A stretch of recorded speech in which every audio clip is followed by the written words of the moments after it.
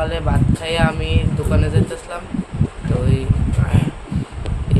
Colony দিতে আমার কাছে আর কি এই আমার দোকানের সামনে নামাই দিব। তারপর তারা মাস্ক বাইন্ধে আসলো সবাই, কইছে কয়জন? হয়তো 60 জন আসলো।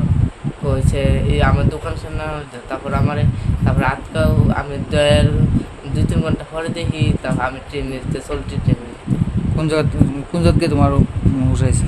ওই শিলচর। শিলচর গিয়ে তোমার কোন জায়গাতে তোমার তুলছে তারা? হ্যাঁ, তোমার কোন জায়গাতে তুলছে তারা? তারা আমি ওই কলোনি থেকে সুকান্ত আচ্ছা, কে কে আসলো সিনচুনি লোকটি? সবাই মাস্ক বান্ধে আসলো। বা এর মধ্যে কারোর চিনা পরিচয় আছে, এরকম কিছু আছে? একজন আসলো, হাতে টেটু আসলো, নাম কি? নামতে। আর 3 জন পরিষ্কার, একজন শুধু কালো। মানে এর মধ্যে তারা কোনোদিন দেখছো নি তুমি? না, তোমার কি কইছে তারা? ও আমার দোকানের সামনে নামাই দেবো, আমি উঠছি। ও চল আমি দোকানের সামনে নামাই দেবো, তুই আমার লোক চল। তারপর আমি উঠছি, তারপর দূর পরে দিই আমি 2-3 ঘন্টা পরে দিই আমি রেল। মানে কি গাড়ি দিয়ে তারা নিয়ে গেছে তোমাদের? ওই তো সেই বুড়ুলো সিমেন্টের গাড়ি আছে না, ইত্যাদি।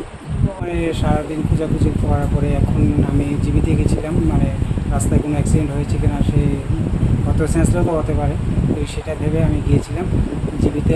তারপরে বাড়ি থেকে আমার ফোন গেছে যে ও আবার ফিরে এসেছে। ও তো শিলচর থেকে বের করেছে, ওকে কিডন্যাপ করে নেওয়া হয়েছে। তো কিডন্যাপার কারা ওটাকে আমি মোটামুটি চিনি, আর ওর কাছ থেকে তো ডিটেলস শুনলাম সব কিছু। ও কি বললো বা ওকে কীভাবে নিল এখান থেকে? ও তো ওই বোনের বাড়িতে যায় রোজ সকালে। এই কালকে ঠিক সকালবেলা বোনের বাড়িতে যাওয়ার সময় তখন ওকে ওরা 4 জন মিলে বা পুরনো কোনো সত্যতা আমি বা পুরনো সূত্র তো আমি আছি, আমার সাথে একটু